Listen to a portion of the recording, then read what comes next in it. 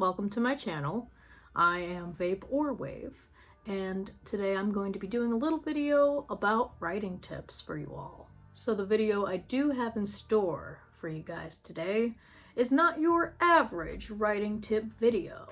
It is a combination of the more uncommon writing tips that I myself have kind of gathered over the course of, I guess, my whole writing career. I mean, I'm just getting out of college, so, and I majored in English, so I've been at it for a while, you know.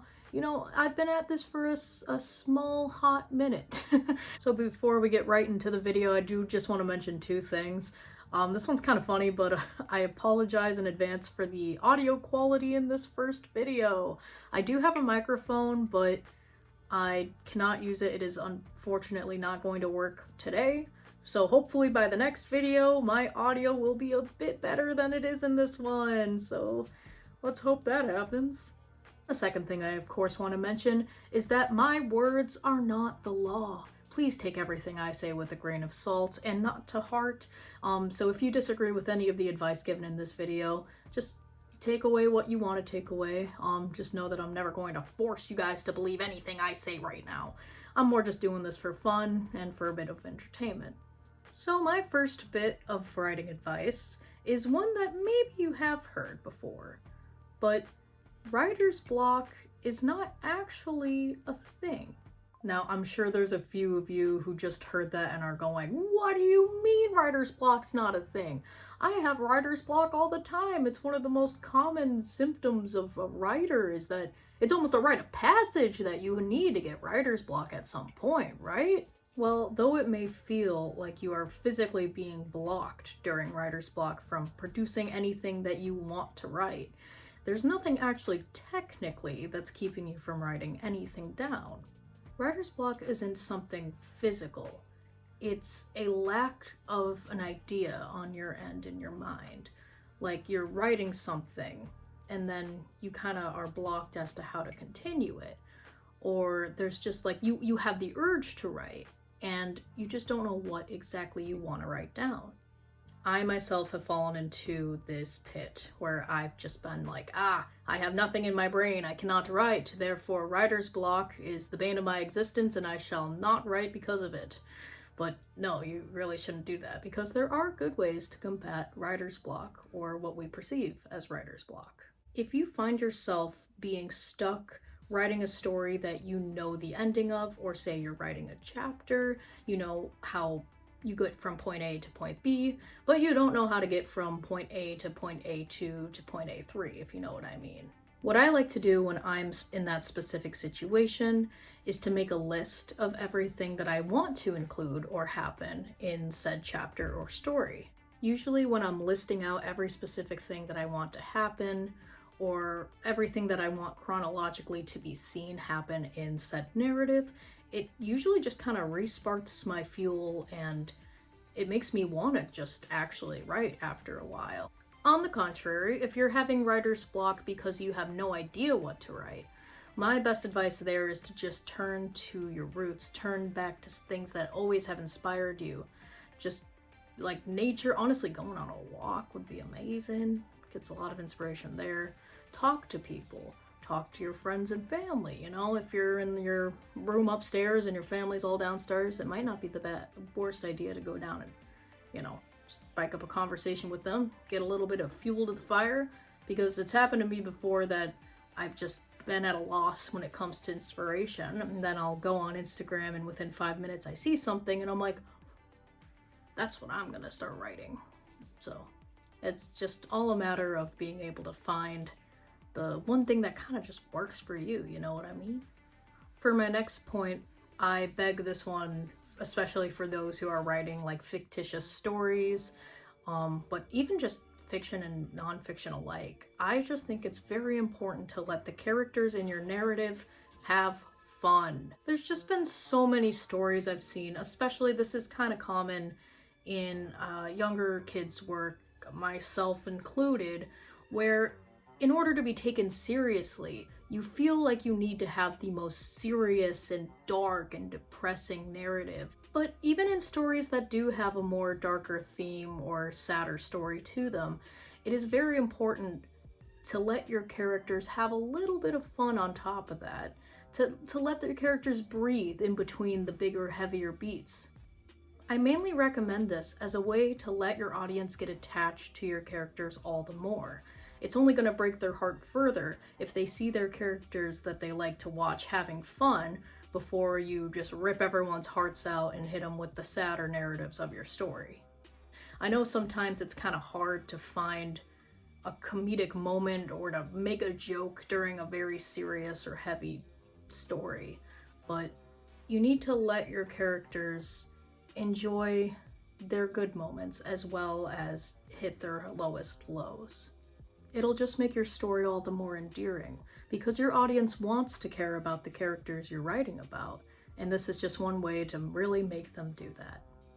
Along with that advice, I also want to mention the fact that humor is almost mandatory in most long pieces. I mean, could you imagine reading an entire book, even if it is a more somber book?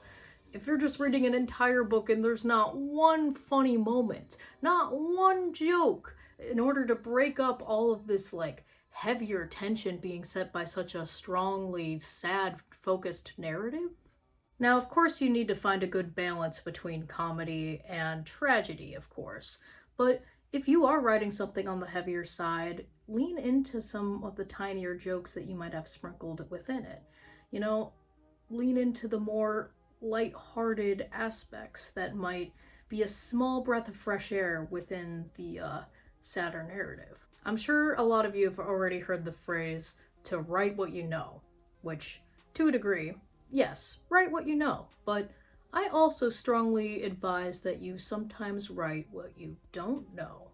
What I mean by that is, I am a, college-stage student going to a university for English. So therefore, the things I'm going to write about are being a college student at a university going for English, you know what I mean? But what I enjoy the most about writing is when I'm writing outside of my comfort zone, when I'm exploring ideas that I personally haven't lived through, but I can live through in my writing. The phrase, write what you know, can be taken in a more practical approach. This is at least how I've always taken it. Say, for instance, this book I actually want to write one day. The main character is a boy who lives alone with his father, and they live in a very poor part of their town, and they're struggling to make an income. Personally, I am not a young man. I've lived with both of my parents and a sister for my entire life, but I'm a college student. I know what it's like to struggle to make an income. In this book, eventually when I write it, the main character and his dad often also argue, and that's another thing I do know as well. I've been into arguments with my parents, believe it or not. What I'm saying is there shouldn't be a limit to what you know. For me, this almost stunts your creative juices from flowing if you're limited to exactly what has happened to you. Only write what you've personally experienced. Exploring an experience you haven't personally lived through can be a lot of fun as well, which actually leads me to my next point.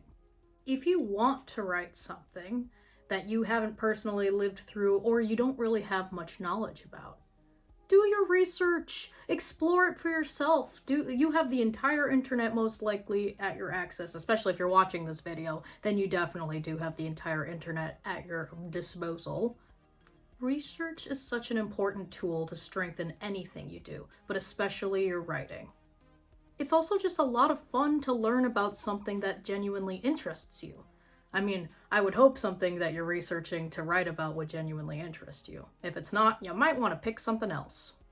I have one last point to make in this video for you guys today. When it comes to writing stories, specifically ones that have a lot of dialogue, or maybe even just super long prose, know how to use your adverbs wisely. I actually used to vividly hate adverbs.